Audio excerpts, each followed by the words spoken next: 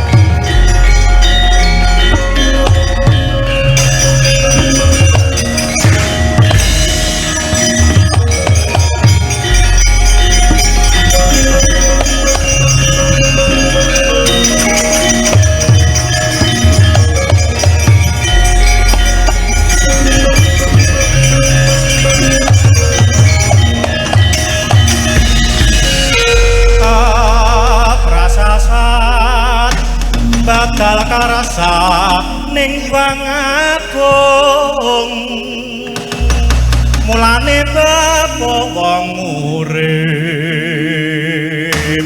saparsa ngawuleng ratu tu ikhlas lahir batin aja nganti nemu kewo.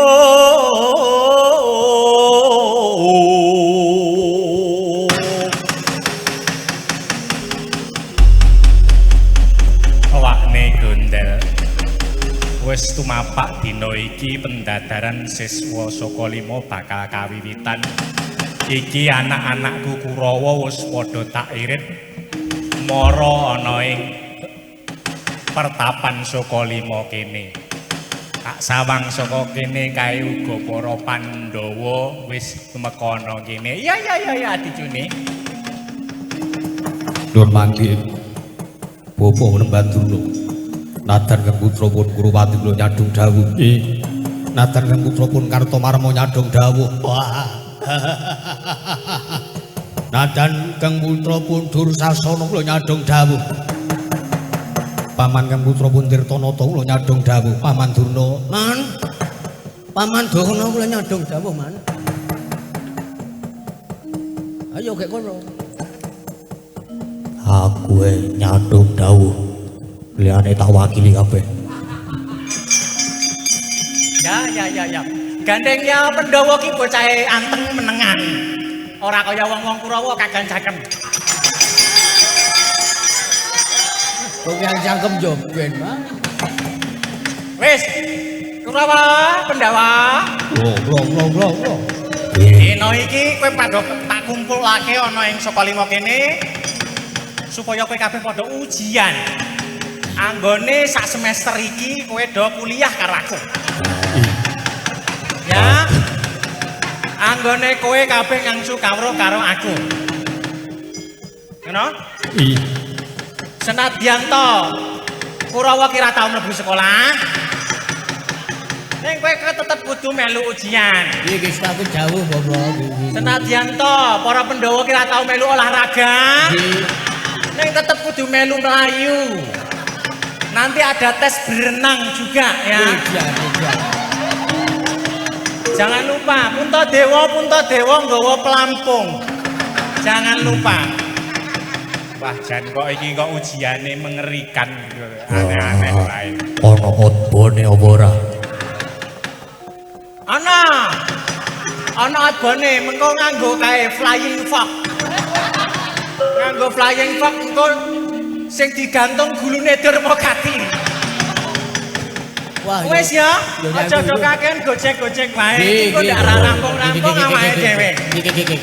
Kayak godhog-godhog kaji to. Heeh, bakune anggone pendadaran iki kabeh sing pisan. Kowe kabeh kudu tes anggone padha nyekel gegaman. Oh nggih. Ana manah, ana dolanan keris, ana main tobak. Nggih.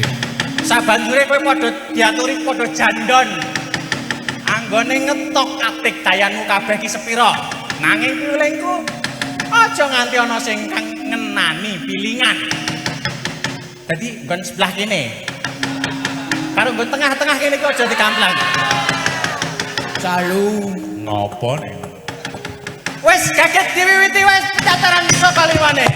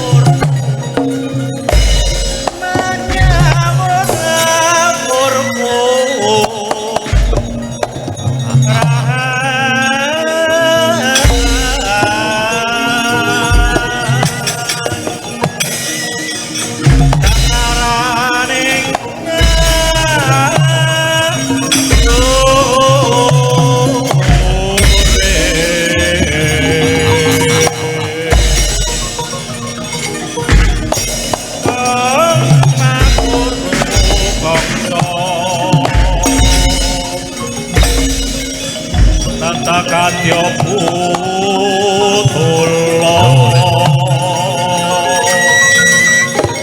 ora pandriting turangga esti kata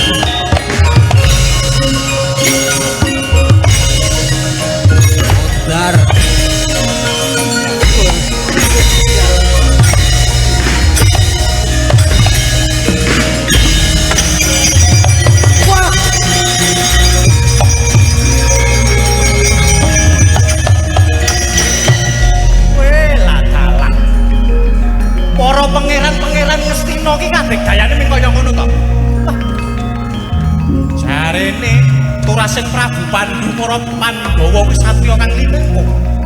Lah kok mung kaya mangkono. Kabeh sing padha teka ning pendadaran iki padha surak karo Permadi. Kok ngewak-ewake to? Hei, Permadi, tandang ora aku Permadi.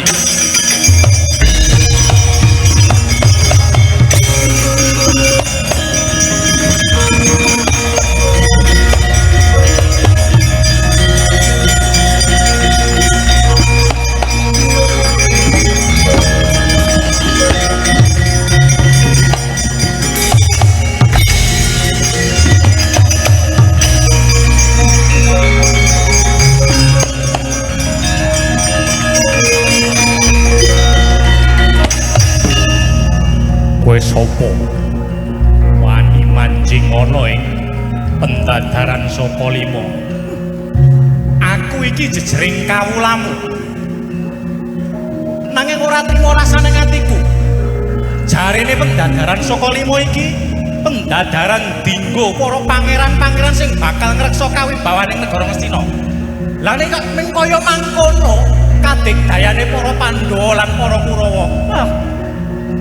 Ora ana sak kuku irengku, ngerti apa ora? Karepmu arep kepiye? Ayo. Yen pancen kowe nyata-nyata satriya kang linuwih, luwih ana kabisanku anggone ngolah jempare.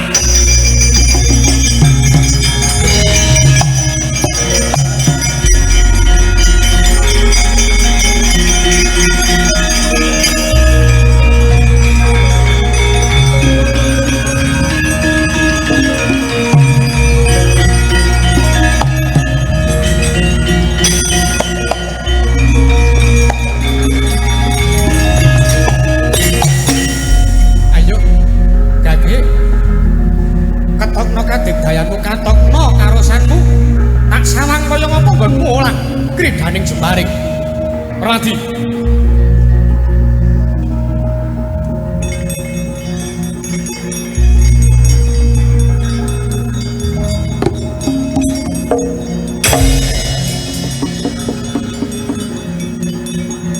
Wah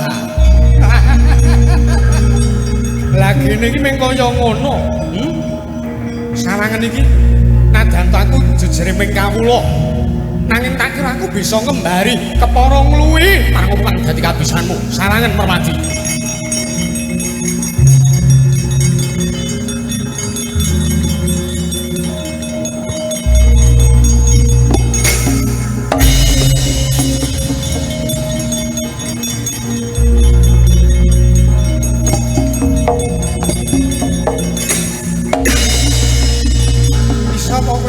Ayo, Gage, tak sawang kaya ngapa kridamu, kaya ngapa kaprigelanmu tak sawang, Gage.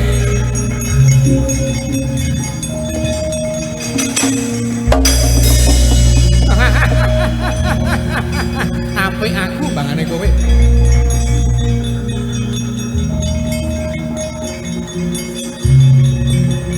Saiki coba kowe iso ngene iki ora? Neropo kan?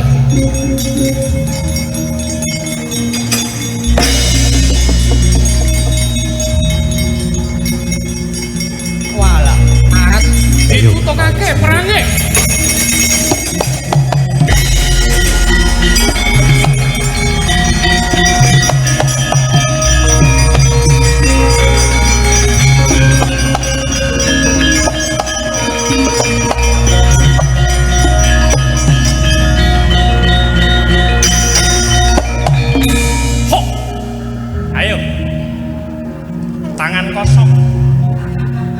PSHT-an.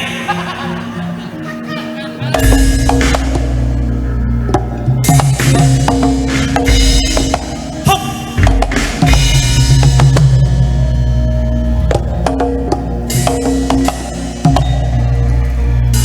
Hop. Ya. Hop. Ya. Ya. Hop ya.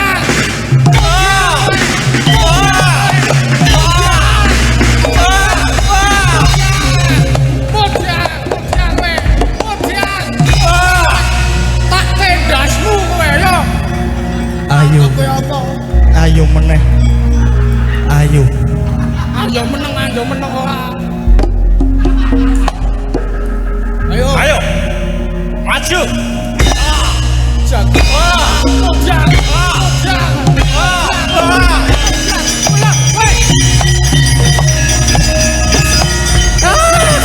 Kodok banyak-banyak. Ger, mati ger. Mati. Buk, stop. Lagi kepiye? Buk, stop. Stop.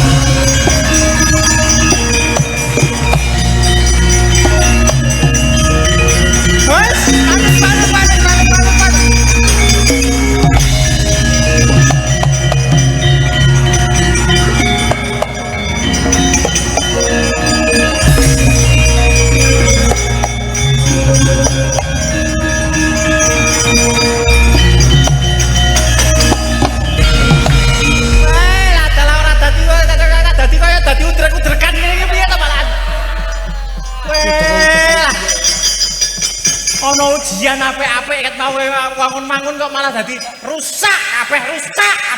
Ayo. Terus ke. Aku tak nonton. Hus, diam. Iki mau ana apa?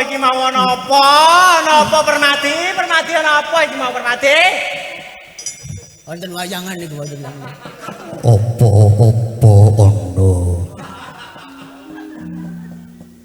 Bandulane ono ora ono. Maka nang gembira lho kok. Mongetan. Kowe pawongan. Bos. Sapa? Dudu kowe. Oh, Sing arep kuwi. Niki. Sapa kowe jenengmu, ha? Kula pun Suryat Mojo. Suryat Mojo? Menemban. Sapa kowe? Suryat Mojo ki sapa? Lah, nuwun sewu. Menawi paduka Sang Pinandhita nyuwun pirsa dhateng kula, gandeng kula dereng mempelajari lelakon Suryat Mojo menika. Paduka ingkang langkung pirsa dhateng saking pundi kawontenan kula? Latar belakangipun. Lare menika. Weh lah, bocah iki kok malah dadi ngetes karo aku. Ya, aku ngerti Suryat Mojo kowe anakku Siradirata kusire Sinuwun Prabu Destarata kowe. Lah kok kowe malah kumawani ganggu gawe anane pendadaran saka lima iki? Karepmu kepiye? Nuwun sewu. Pengangkah kula menika namung kepengin nyumurupi. Kepengin nyatakaken kira-kira sing jenenge Permadi kuwi menapa estu kadegdayanipun menika sami kaliyan ingkang dipun kondangaken. Oh, wis syukur ora kowe. Saiki wis iki dhewe to Suryat Mojo. Nek si Permadi kuwi watake kaya watake ngadajal kan. Dadi kowe wis ora usah dadak perlu mbuktekake. Menika ngaten. Banjur? Ya nggih sampun. Mboten sabunjar banjur nuwun sewu. Terus kowe kok malah dadi gawe dredah nantang gelut karo Permadi. Acaraku dadi bubar ngerti ora? Kula menika mboten damel dredah menika babar pisan mboten. Ujianku dadi bubar kabeh Nuwun dadian. sewu. Sinasa kula sanes peserta ujian menika nanging kula kinten nawi kula olah kridane ngaprang wonten mriki.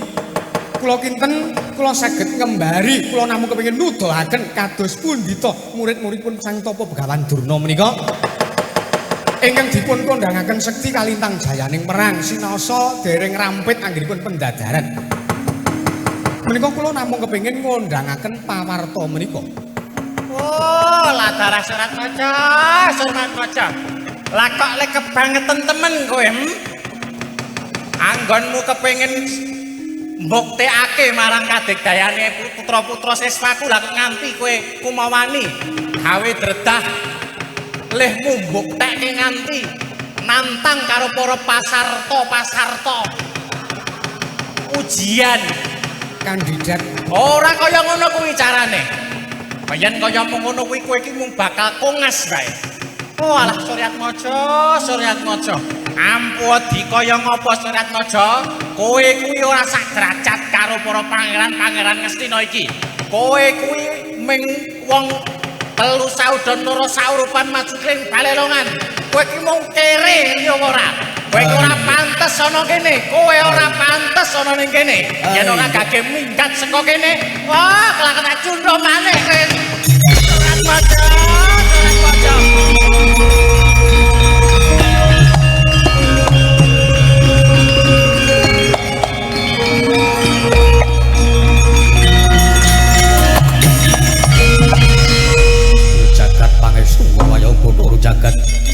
Suryan Mojo, ojo kuwatir, senajan tak sawang, Bapak Guru Durna ora ngatake marang kowe, ora nganggep yen to kowe iki siswane. Nanging ditenono tak pestheke besok rejaning jaman kowe bakal dadi bebentenging para Sata Kurawa, Suryan Mojo.